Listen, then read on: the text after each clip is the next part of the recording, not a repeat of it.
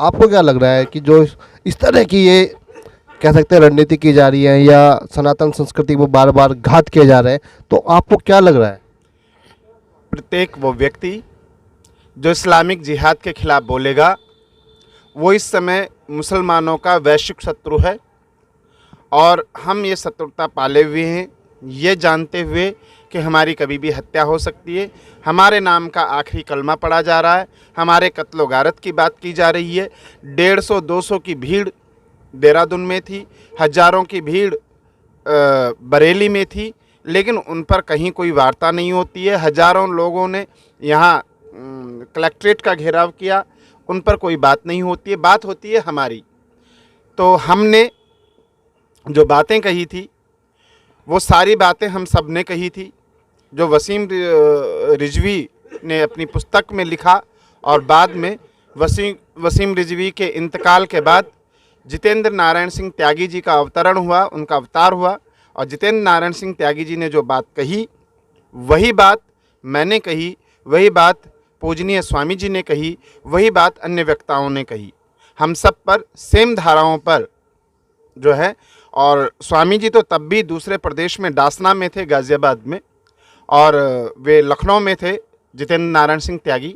पर मैं तो हरिद्वार ज़िले में ही रह रहा था और कहीं छुप के भी नहीं रह रहा था, कहीं छुपा हुआ, भागा हुआ, डरा हुआ नहीं कहा। बार बार प्रेस वार्ता करके मैंने एक ही बात कही कि धर्म संसद में कही हुई प्रत्येक बात पर कायम है, अक्षरशः कायम है, शब्दशः कायम है, उसमें कौमा और हलंत भी नहीं बदला। एक एक शब्द जो हमने धर्म संसद में कहा था उस पर कायम है और हमेशा रहेंगे। क्योंकि हमने कोई भी काम, कोई भी बात न तो संविधान के विरुद्ध कही, न धर्म के विरुद्ध कही, न मर्यादा के विरुद्ध कही। आपातकाल मर्यादा नास्ति, आपातकाले जो है आपातकाल में मर्यादा नहीं रखी जाती है। और ये हमारा आपातकाल है। हमारा धर्म, जिसके हम धर्मगुरु हैं, हमारा धर्मशास्त्र कहता है कि सन्यासी समस्त समाज का पिता होता है। और एक पिता अपनी संतान की रक्षा की बात नहीं करेगा तो कौन करेगा? और हमने बार बार ये कहा, पूजनीय स्वामी जी ने कहा, हमारे अन्य साथियों ने कहा, हम बार बार ये कह रहे हैं कि चाहे हमें मार डालो, हमें फांसी पर लटका दो, लेकिन हमें जिंदा रहने का और अपनी बात कहने का उतना ही अधिकार है जितना इस देश में दूसरे पंथों को है, दूसरे मजहब को है और उनको है जो यहाँ लुटेरों के रूप में आए। ये सत्य कोई नहीं कहा।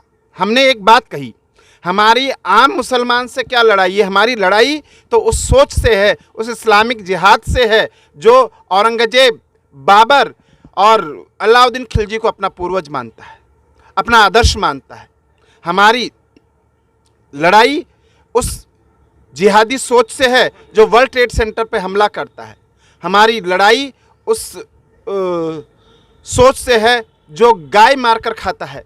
हमारी लड़ाई उस जिहादी सोच से है जो मौलाना शाद में के रूप में कोरोना को पूरे देश में फैला देता है, जो थूक लगाकर खिलाता है, जो पेशाब करके चाय बनाता है। हमारी उस सोच से, उस जो जिहादी सोच है, और जब तक ये जिहाद पूरी दुनिया में मानवता की रक्षा के लिए, देखिए कोई ईसाई धर्म का प्रचार करता है तो क्या कहता है? ईसाई बनो। कोई इस्लाम का प्रचार करता है तो क्या कहता है? मुसलमान बनो। और नहीं बने तो मार दो काफिरों को। और ना स्वामी जी, अगली धर्म संसद होगी या नहीं होगी? निश्चित तौर पर होगी भाई। ये तो सुप्रीम कोर्ट ने कह दिया कि धर्म संसद करने से नहीं रोक सकते। अलीगढ़ में 22-23 जनवरी में आप सब आमंत्रित हैं। आपके चैनल के माध्यम से जितने लोग हमारी वार्ता को सुन रहे हैं, हम सभी संत गुरुजन तो वहाँ पर होंगे, आप लोग भी होंगे। और हम आपके चैनल के माध्यम से एक अपील करते हैं। इसमें क्या रणनीति रहेगी चुनाव को लेकर? क्या भारतीय जनता पार्टी को मतदान मिल पाएगा संत समाज का? हम राजनीतिक व्यक्ति नहीं हैं, हमारा भाजपा से कोई झगड़ा नहीं है। हमने कहा था कि केवल और केवल इस कार्य के लिए यदि कोई दोषी है तो वह है उत्तराखंड का मुख्यमंत्री, जो जिहादियों से डर गया। उत्तराखंड वीर भूमि है। यदि इस समय पूरे देश में सबसे ज़्यादा सैनिक देने वाला अगर कोई प्रांत है तो वह है उत्तराखंड।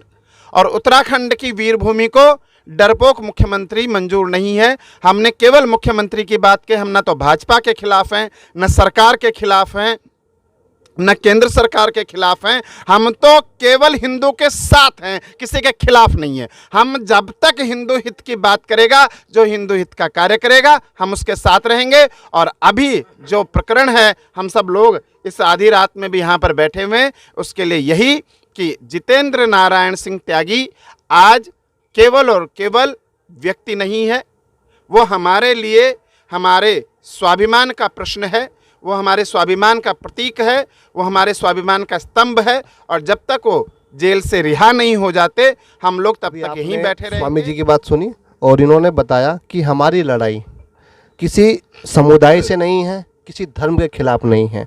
इन्होंने कहा कि हम संत हैं, हमारा काम है सनातन संस्कृति का प्रचार करना, प्रसार करना और लोगों को सनातन संस्कृति के बारे में बताना। अब जब से धर्म संसद हुई है, वो विवादों के घेरे में घिर चुकी है। कई मुकदमे भी दर्ज किए गए हैं और गिरफ्तारी भी की गई है। और उन्हें गिरफ्तारी के खिलाफ आज यहाँ पर आमरण अनशन पर बैठे हुए हैं। स्वामी जी भी हमारे साथ रोहतक से आए, इनसे भी चर्चा करते हैं और इनसे भी जानते हैं। स्वामी जी, सबसे पहले आपका स्वागत है। जी, नमो नारायण। स्वामी जी, आप रोहतक से आए हैं, तो आप पहली बार तो नहीं आए होंगे हरिद्वार में, पहले भी कई बार आए होंगे। तो क्या कभी आपने सोचा था कि हरिद्वार में और इस घाट पर इस तरह भी बैठने का मिलेगा? दुर्भाग्य कह सकते हैं हम इसको। नहीं, देखिए, हरिद्वार में आना जाना लगा रहता है, हमारा यहाँ आश्रम है। और इस घाट पे ये दुर्भाग्य नहीं, हमारा सौभाग्य है कि अपने देश के लिए बैठे हैं, अपने राष्ट्र के लिए बैठे हैं, अपने हिंदुत्व के लिए बैठे हैं। हमारे आज जो हमारे भाई हैं जितेंद्र त्यागी जी, हम उनके लिए बैठे हैं। तो अपने भाइयों के लिए बैठना दुर्भाग्य नहीं होता। ये हमारा आपसी भाईचारा है, हमारा प्रेम है, हमारी शक्ति है कि हम अपने भाई के लिए यहाँ बैठे हुए हैं। और उन्हें बहुत जल्द रिहा करवा के सभी संतों सानिध्य में, और यहाँ माता रानी का जो यज्ञ चल रहा है, उस यज्ञ में सम्मिलित हुए हैं सभी संतों के आशीर्वाद से। और कामना करते हैं गंगा मैया से, जिनके तट पे हम बैठे हैं, कि हमारे जितेंद्र नारायण त्यागी जी को जरूर जल्दी रिहा हों और उन्हें हम अपनी खुशी से यहाँ से लेकर जाएं। तो सभी संत की एक ही मांग है कि त्यागी जी को जल्द से जल्द रिहा किया जाए। जी जी, अभी कोई रणनीति नहीं है, अभी सिर्फ जितेंद्र नारायण त्यागी जी की रिहाई के लिए यहाँ यज्ञ हो रहे हैं और सभी संत बैठे हैं, उनकी रिहाई होगी, उसके बाद कोई नई रणनीति बनाई जाएगी। जब तक रिहाई नहीं तब तक आमरण अनशन जारी रहेगा। जी जी जी जी, यहीं रहेंगे सब। धन्यवाद स्वामी जी। चलिए और लोगों से बात करते हैं जो नारायण त्यागी जी की रिहाई के लिए साधु संत समाज तो धरने पर उपवास पर बैठा हुआ ही है। अन्य जो हिंदू संगठन है उनका भी भरपूर समर्थन मिल रहा है और स्थानीय लोग भी आ रहे हैं, दूर दराज के लोग भी आ रहे हैं। पिंकी चौधरी जी भी है, इनसे भी बात करेंगे। पिंकी चौधरी जी, सबसे पहले तो आपका हमारे साथ स्वागत है। जय श्री राम। तो पिंकी चौधरी जी, आप कौन से संगठन से जुड़े हुए हैं? मैं हिंदू रक्षा दल का अध्यक्ष हूँ। स्वामी जी, आपको यहाँ किसने आमंत्रण किया? हम तो साथ ही संघर्ष कर रहे हैं।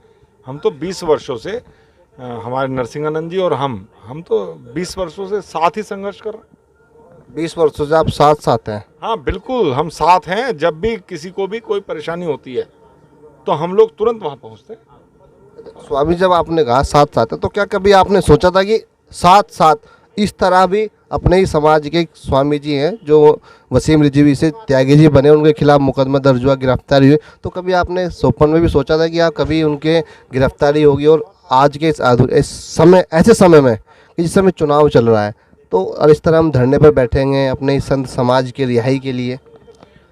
विधर्मियों के प्रभाव में जो सरकार ने ये काम किया है, इसका खामियाजा उत्तराखंड सरकार को भुगतना पड़ेगा।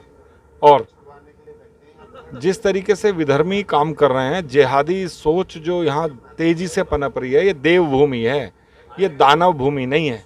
देव की भूमि में इस तरह के काम होना, देव भूमि पर जब राक्षस ज़्यादा बढ़ जाते हैं तभी ऐसे कार्य होते हैं।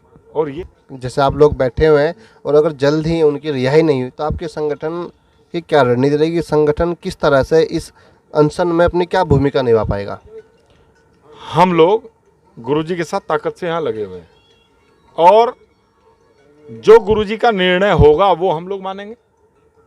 धन्यवाद बहुत बहुत चौधरी जी, इन्होंने भी अपनी बात रखी और हम आपको इस अनशन से जुड़ी हुई हर छोटी से छोटी खबर देते रहेंगे और इस अनशन से जुड़ी और आपको हम हर जानकारी देंगे। और कब वसीम रिजवी या कहें जितेंद्र स्वामी नारायण त्यागी जी की रिहाई होगी, उसके बारे में आपको हम हर जानकारी देते रहेंगे। अगर आपने अभी तक हमारे चैनल को सब्सक्राइब नहीं किया हो तो सबसे पहले आप हमारे चैनल को सब्सक्राइब कर लीजिए। तब तक के लिए आपको जय हिंद, वंदे मातरम।